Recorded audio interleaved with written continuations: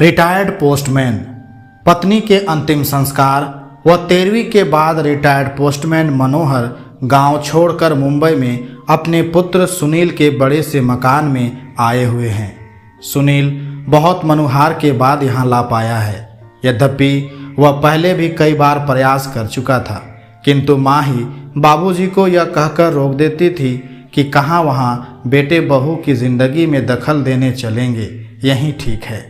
सारी ज़िंदगी यहीं गुजरी है और जो थोड़ी सी बची है उसे भी यहीं रह कर काट लेंगे, ठीक है ना।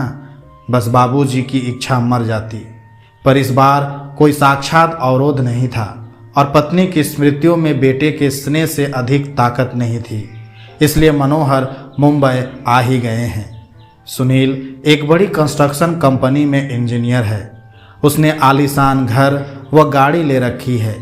घर में घुसते ही मनोहर ठिठक कर रुक गए। गुदगुदी मैट पर पैर रखे ही नहीं जा रहे हैं उनके। दरवाजे पर उन्हें रुका देखकर सुनील बोला, आइए बाबूजी, अंदर आइए। बेटा, मेरे गंदे पैरों से यह कालीन गंदी तो नहीं हो जाएगी? बाबूजी, आप उसकी चिंता ना करें। आइए, यहाँ सोफे पर बैठ जाइए। सहमे हुए कदमों में चलते हुए मनोहर जैसे ही सोफे पर बैठे तो उनकी चीख निकल गई, अरे रे, मर गया रे। उनके बैठते ही नरम और गुदगुदा सोफा की गद्दी अंदर तक धंस गई थी। इससे मनोहर चिढ़क कर चीख पड़े थे। चाय पीने के बाद सुनील ने मनोहर से कहा, बाबूजी, आइए आपको घर दिखा दूं अपना। जरूर बेटा, चलो। बाबूजी, यह है लॉबी जहां हम लोग चाय पी रहे थे। यहाँ पर कोई भी अतिथि आता है तो चाय नाश्ता और गपशप होती है। यह है डाइनिंग हॉल, यहाँ पर हम लोग खाना खाते हैं। बाबूजी, यह है रसोई और इसी से जुड़ा हुआ यह भंडार घर है। यहाँ रसोई से संबंधित सामग्री रखी जाती है। यह बच्चों का कमरा है। तो बच्चे क्या अपने माँ बाप के साथ नहीं रहते? बाबूजी, यह शहर है और शहरों में मुंबई है। यहाँ बच्चे को जन्म से ही अकेले सोने की आदत डालनी पड़ती है।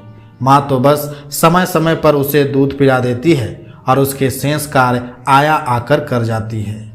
थोड़ा ठहर कर सुनील ने आगे कहा, बाबूजी, यह आपकी बहू और मेरे सोने का कमरा है और इस कोने में यह गेस्ट रूम है। कोई अतिथि आ जाए तो यहीं ठहरता है। यह छोटा सा कमरा पालतू जानवरों के लिए है। कभी कोई कुत्ता आदि पाला गया तो उसके लिए व्यवस्था कर रखी है। सीढ़ियाँ चढ़कर ऊपर पहुँचे सुनील ने लंबी चौड़ी छत के एक कोने में बने एक टीन की छत वाले कमरे को खोलकर दिखाते हुए कहा, बाबूजी, यह है घर का कबाड़ खाना। घर की सब टूटी फूटी और बेकार वस्तुएं यहीं पर एकत्र कर दी जाती है और दिवाली होली पर इसकी सफाई कर दी जाती है। ऊपर ही एक बाथरूम और टॉयलेट भी बना हुआ है। मनोहर ने देखा कि इसी कबाड़ खाने के अंदर एक फोल्डिंग चारपाई पर बिस्तर लगा हुआ है और उसी पर उनका झोला रखा हुआ है। मनोहर ने पलटकर सुनील की तरफ देखा, किंतु वह उन्हें वहां अकेला छोड़ सरपट नीचे जा चुका था। मनोहर उस चारपाई पर बैठकर सोचने लगे कि कैसा यह घर है जहां पाले जाने वाले जानवरों के लिए अलग कमरे का विधान कर लिया जाता है, किंतु बूढ़े माँ बाप के लिए नहीं। इनके लिए तो कबाड़ का कमरा ही उचित आवास मान लिया गया है। नहीं, अभी मैं कबाड़ नहीं हुआ हूँ। सुनील की माँ की सोच बिल्कुल सही था। मुझे यहाँ नहीं आना चाहिए था। अगली सुबह जब सुनील मनोहर के लिए चाय लेकर ऊपर गया तो कक्ष को खाली पाया। बाबूजी का झोला भी नहीं था वहाँ। उसने टॉयलेट व बाथरूम भी देख लिए, किंतु बाबूजी वहाँ भी नहीं थे। वह झट से उतरकर नीचे आया तो पाया कि मेन गेट खुला हुआ है। उधर मनोहर टिकट लेकर गांव वापसी के लिए सवेरे वाली गाड़ी में बैठ चुके थे।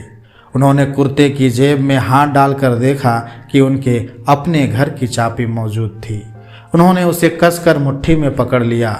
चलती हुई गाड़ी में उनके चेहरे को छू रही हवा उनके इस निर्णय को और मजबूत बना रही थी और घर पहुंचकर चैन की सांस ली। दोस्तों, जीवन में अपने बुजुर्ग माता पिता का उसी प्रकार ध्यान रखें जिस प्रकार माता पिता बचपन में हमारा ध्यान रखते थे, क्योंकि एक उम्र के बाद बचपन फिर से लौट आता है। इसलिए उस पड़ाव पर व्यस्त जिंदगी में से समय निकालकर उन्हें भी थोड़ा समय दीजिए, अच्छा लगेगा। धन्यवाद।